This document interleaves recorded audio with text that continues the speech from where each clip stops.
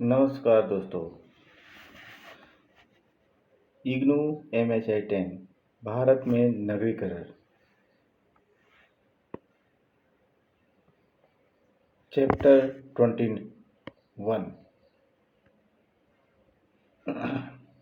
Chapter 21 आगे बढ़ाते हुए आज 21 देखते हैं। हमने 1 से लेकर 20 तक चैप्टर फिनिश कर दिया है।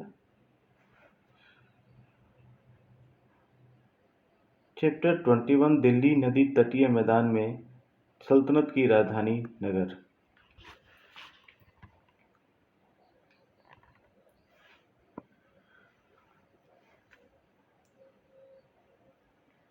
दिल्ली सल्तनत की राजधानी नगर के बारे में इसमें जानकारी दी गई है।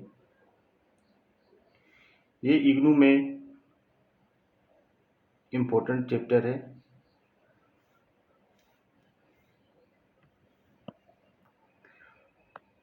कुतुबुद्दीन ऐबक के 1206 ईस्वी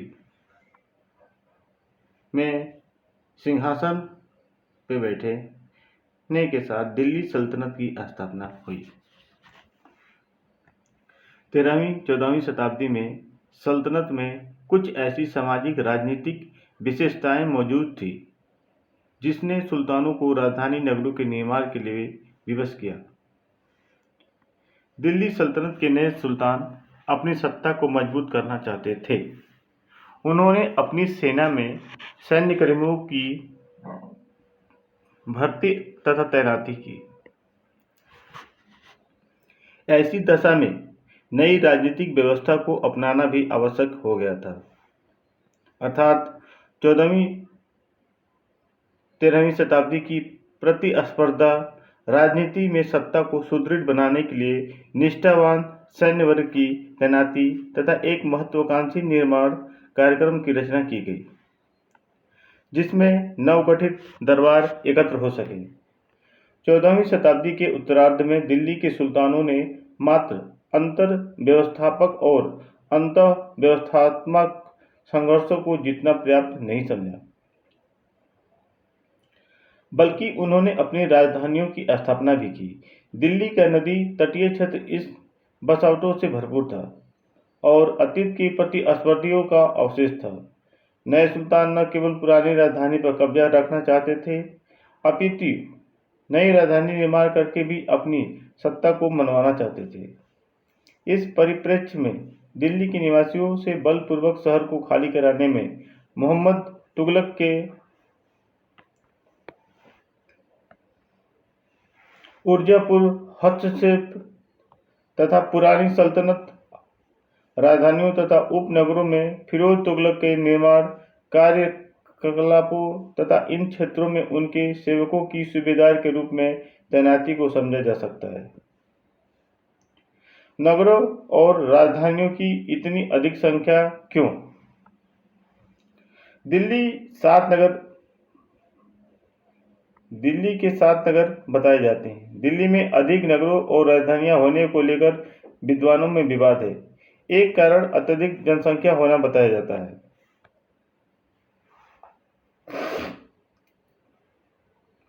इसके अलावा सुरक्षा के राजनीतिक कारण और सुल्तानों की दिखावे की नीति इसका कारण रहा।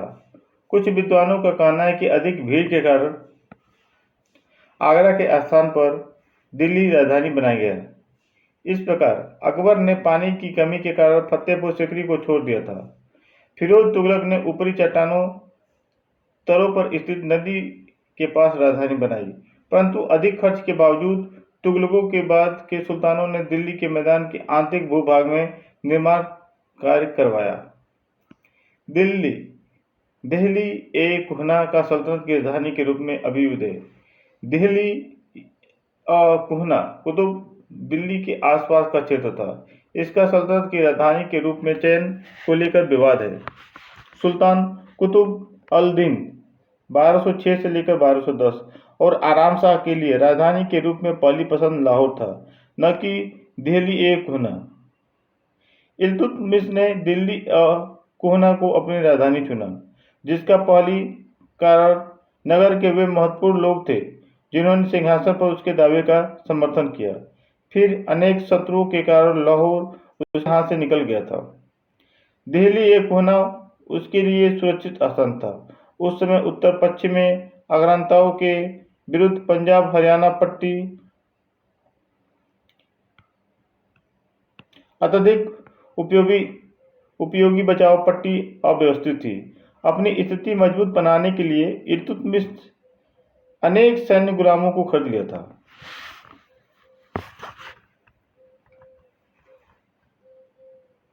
जिसमें से अनेक तुर्क जाति के थे। उसने उन्हें सैन्य प्रशिक्षण दिलवाया। इसकी सहायता से दिल्ली एक होना को मजबूत बताया। धीरे धीरे यह व्यापारियों, विद्वानों और दस्तकारों के लिए सुरक्षित स्थान बन गया। संभवतः यह नगर इतिहासकारों और साहित्यकारों से युक्त और भी महत्वपूर्ण हो गया। इल्तुतमिश ने दिल्ली एक होना के मस्जिद ए जामी तथा एक मीनार का पुनर्निर्माण करवाया तथा विस्तार शुरू किया, जो कि अद्वितीय बना रहा। दिल्ली के राजा ने नगर के समीप की पठार पर एक विशाल जलाशय खुदवाकर पर्याप्त प्रतिष्ठा प्राप्त की। इसके जल से बड़ी जनसंख्या की जल आवश्यकताओं की पूर्ति होती थी। दिल्ली के सुल्तानों ने नदी तटीय मैदान में 6 अन्य बसावटों की स्थापना की: किलो खरी, सीरी, तुगलकाबाद, आदिलाबाद, जहांपना और फिरोजाबाद। इनमें से कई कई में सुल्तान थे। गुजरात में कैम्बे प्रसिद्ध पत्तन होने के कारण यहाँ विदेशी सौदागर की भीड़ लगी रहती थी। इस प्रकार कई व्यापारिक केंद्रों का विकास हुआ जो नगरीय केंद्र में परिवर्तित हो गए। यथा कथित इस्लामी नगर के प्रतीक चिन्ह क्या है? सल्तनत कालीन फारसी ग्रंथों में नगरों को किस प्रकार निरूपित किया गया है? प्रत्येक इस्लामी नगर में एक मुख्य मस्जिद होती थी जहाँ साप्ताहिक सामुदायिक प्रार्थना की जाती थी। यह सुख बाजार से घिरा होता था। इसमें एक मदरसा, स्कूल, कॉलेज जुड़ा होता था। दुर्ग कसाबा दीवारों से घिरा होता था जहाँ सुल्तान अपने प्रशासनिक तंत्र तथा कर्मचारी वर्ग के साथ रहता था। आवासीय स्थल प्रायः व्यक्तिगत संबंधों जैसे जातीय, सामाजिक, आर्थिक पर आधारित होती थी। मुख्य मार्ग होते थे जो मस्जिदों और किलों आदि को जोड़ने वाले उपमार्गों के जाल से जुड़ते थे। नगर दीवारों से घिरा हुआ होता था जिसमें कई गेट होते थे। नगर की दीवार के बाहर बहुधा साप्ताहिक बाजार मुख्य द्वार के साथ लगा रहता था तथा नगर प्रायः बागों से घिरा होता था। सल्तनत कालीन फारसी ग्रंथों में नगरों का निरूपण चचनामा के आधार पर अली कूफी ने नगरों को अनेक केंद्रों के कारण ही सत्ता माना, जैसे महल, बाग, फवारा आदि। कूफी एक सुंदर और भव्य नगर के रूप में अलौर की प्रशंसा करता है।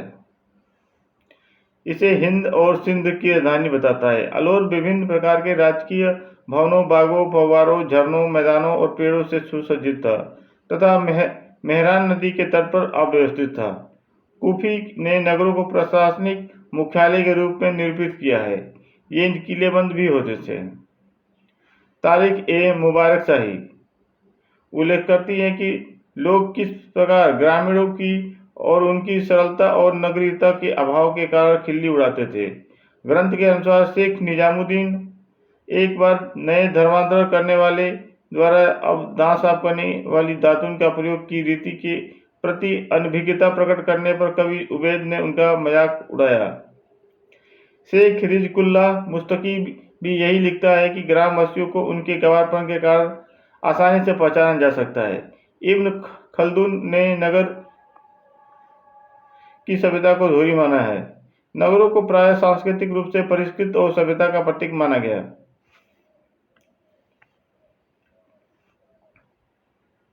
मोहम्मद हबीब की इसी पर सहमति थी कि नगर तुर्की विजय के पश्चात देश के नागरिक बोध का एकमात्र खजाना बन गया। हसन निजामी ने ताऊ अल मासीर के द्वारा बहुधा नगर का ऐसे रूप में निरूपण किया है जहाँ प्रचुरता है। वह दिल्ली को हिंदुस्तान के प्रमुख नगरों की एक प्रचुरता की भूमि और आनंद का किबला यानी स्रोत और सम्मान तथा वृद्धि का केंद्र कहता है। प्रश्न नंबर 2 देखते हैं क्या है। सल्तनत काल में शहरों के उत्थान से संबंध विभिन्न वाद विवाद की आलोचनात्मक। शहरों के उत्थान से संबंधित वाद विवाद की आलोचनात्मक। सल्तनत काल में शहरों का उत्थान कैसे हुआ, उसके क्या क्या कारण हैं, इनका देखते हैं। सल्तनत काल में नगरों या शहरों के उत्थान को लेकर विद्वानों में विवाद है। विभिन्न इतिहासकारों इसकी व्याख्या विभिन्न प्रकार से की है। अरब इतिहासकार इब्न बतूता का विश्वास था कि नगर के निर्माण तथा इसकी योजना राजकीय सत्ता और राजवंश अनिवार्य थे। इस प्रकार इब्न खल्दून नगरों के बीच के कारण राजवंश तथा प्रभाव नगरों के संबंध को देखते हैं। इसका उत्थान और पतन भी राजवंश के भाग्य के साथ घनिष्ठ रूप से संबंधित था। मोहम्मद हबीब ने तुर्की विजय के पश्चात 13वीं-14वीं शताब्दी में उत्तर भारत में नगरीय क्रांति की अवधारणा को प्रस्तुत किया है। उनके अनुसार 11वीं शताब्दी के बाद भारत किलेबंदी नगरों और कस्बों तथा किलेबंद गांवों का देश था। उन पर उच्चतर वर्गों का नियंत्रण सर्वोच्च तथा अनन्य था। दूसरी ओर कामगारों तथा उत्पादक वर्गों की दशा दयनीय थी। उच्च वर्गों ने नगरों तथा कस्बों को हस्तगत कर लिया, जबकि श्रमिक असंरक्षित गांवों और नगरों के बाहर बसावटों में रहते थे। जब तुर्कों ने नगरों में प्रवेश किया तो निम्न जाति के हिंदू कामगारों ने भी उनके साथ प्रवेश किया। भारतीय नगर श्रमिकों ने अपनी नई व्यवस्था की, जिसकी अंतर्गत नगरीय उद्योग और वाणिज्य के समृद्ध केंद्र के रूप में विकसित हुए। मोहम्मद हबीब के इस विचार पर इरफान हबीब ने प्रश्न चिन्ह लगाया और कहा कि तुर्की विजय के बाद कामगार और कृषक मुक्त नहीं हुए। उनके अनुसार नगरीय और अर्थव्यवस्था और शिल्प उत्पादन का विस्तार प्रमुख रूप से प्रौद्योगिकी नवोन्मेष का परिणाम था। नकवी के अनुसार सल्तनतकालीन नगर 1206 में दिल्ली के स्थापित अत्यधिक केंद्रीकृत राज्य द्वारा राजनीतिक कारणों से प्रायोजित था।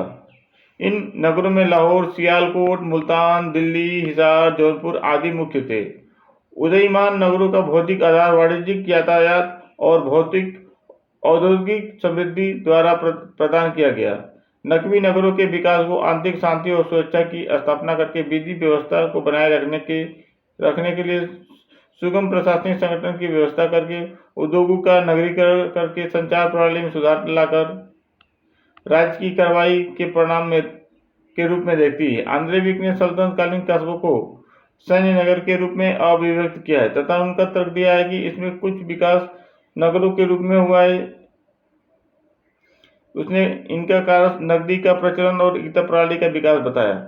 इनके अनुसार एकता की परिभाषा सैन्य नगरीय केंद्र खित्ता के रूप में की जा सकती है। तुर्की विजेताओं के द्वारा स्थापित घुड़सवार सेना वाले सैन्य नगर एकता प्रबंधन का केंद्र बन गए, जिनका उद्देश्य व्यापार मार्गों एवं बाजारों की रक्षा करना और सीमांत क्षेत्रों को नियंत्रण में रखना